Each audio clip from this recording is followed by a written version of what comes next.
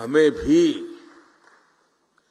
अब तो पूरी दुनिया का पता होना चाहिए, हर यूनिवर्सिटी में काम होना चाहिए कि दुनिया आगे किस तरफ जा रही है, कैसे जा रही है, उसमें हमारा देश कहां है, उसमें हमारे युवा कहां है। आने वाले 15-20 साल उन बच्चों के हाथ में भारत होने वाला है, उनको मैं कैसे तैयार कर रहा हूं, ये हमारा बहुत बड़ा दायित्व है दोस्तों। और इसी तर्ज पर हमारे सभी शिक्षण संस्थानों को भी खुद से पूछने की जरूरत है कि क्या हम फ्यूचर रेडी हैं। मैं आज दिन बिता रहा हूं, एग्जाम ले रहा हूं, कॉन्वोकेशन कर रहा हूं, क्या यही मैं जिस पद पर हूं वही काम है? क्या मेरा काम यह है कि मैं ऐसी संस्थान खड़ी करके जाऊंगा कि आज जो बच्चा मेरे स्कूल कॉलेज में आएगा, आजादी के जब 100 साल होंगे, जब वो बहुत बड़ी महत्वपूर्ण भूमिका निभाता होगा, तब मेरा देश वहां पहुंचेगा। मैं वो व्यवस्था आज पैदा करके जाऊंगा। आप सबको वर्तमान को संभालना है, आपके पहले जो करके गए हैं उसको आगे बढ़ाना है, लेकिन आज जो काम कर रहे हैं उनको फ्यूचर के लिए ही सोचना होगा और व्यवस्थाएं फ्यूचर के लिए विकसित करनी होगी।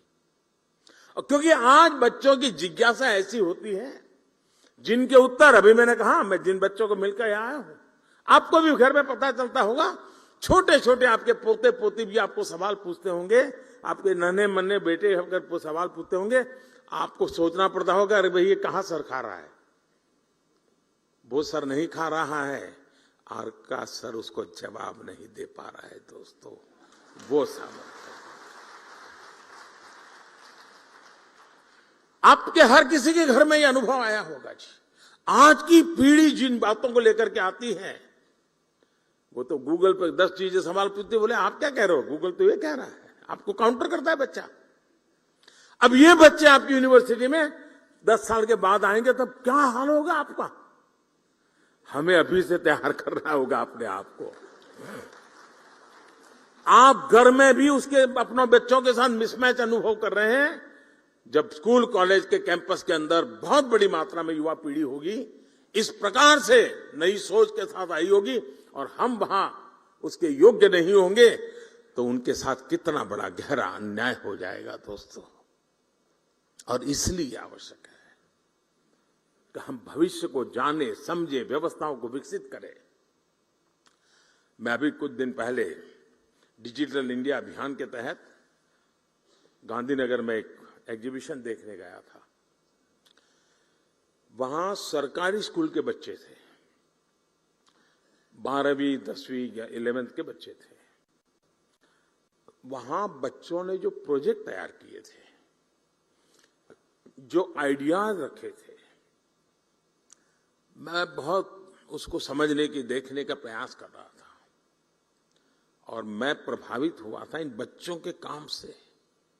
रिसर्च का ऐसा पोटेंशियल, कम उम्र में ऐसे ऐसे इनोवेशन वाली बातें सुनकर मैं दंग रह गया। वहां कई बच्चे बायोटेक और जेनेटिक्स में इंटरेस्टेड थे।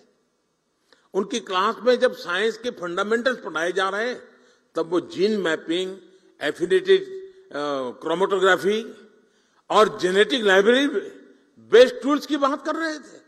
अब कितना बड़ा अंतर है, आप कल्पना करिए। मैं उनके काम को देखकर सोच रहा था कि जब ये हायर एजुकेशन में पहुंचेंगे, तो हमारे इंस्टीट्यूशन इनकी आधुनिक सोच के मुताबिक तैयार होंगे क्या? अगर हम इन बच्चों के लिए उनके हायर एजुकेशन में पहुंचने का इंतजार करेंगे, तब तक दुनिया बहुत आगे निकल जाएगी दोस्तों। इसलिए हमें ये अभी से सोचना होगा कि जिस उम्र में भी बच्चों के मन में मोटिवेशन है, उसी उम्र में उन्हें गाइडेंस और रिसोर्स मिले, इसका प्रबंध हमने सोचना पड़ेगा। हमें अपने संस्थान में ऐसी व्यवस्था तैयार करने पर काम करना चाहिए। साथियों, इस महीने के आखिर में 29 जुलाई को राष्ट्रीय शिक्षा नीति को 2 साल पूरे होने वाले हैं। और अभी धर्मेंद्र जी बता रहे थे कि बड़े मंथन के बाद ये शिक्षा नीति बनाई। कस्तूररंगन जी ने बहुत अच्छा नेतृत्व दिया, उसके कारण संभव हुआ। और इतना विविधता भरा देश और राष्ट्रीय शिक्षा नीति का इस प्रकार से स्वागत हो, ये अपने आप में बहुत बड़ी सिद्धि है जी, बहुत बड़ी सिद्धि है। लेकिन इसकी विशेषता देखिए, इसको बनाने में तो मंथन हुआ। आमतौर पर सरकार का स्वभाव होता है, एक डॉक्यूमेंट बन जाता है, वो डॉक्यूमेंट समय के भरोसे छोड़ दिया जाता है, कुछ व्यक्तियों के भरोसे जोड़ जाता है। आपके भी टेबल पे तो कुछ दिन शोभा बढ़ाता है डॉक्यूमेंट, फिर वो भी टेबल पे से हट जाता है, कोई नया डॉक्यूमेंट आता है, वो जगह ले लेता है, बात वहीं समाप्त हो जाती है। अनुभव आपको भी है, यहां बैठे हुए लोगों को भी है। हमने ऐसा नहीं होने दिया।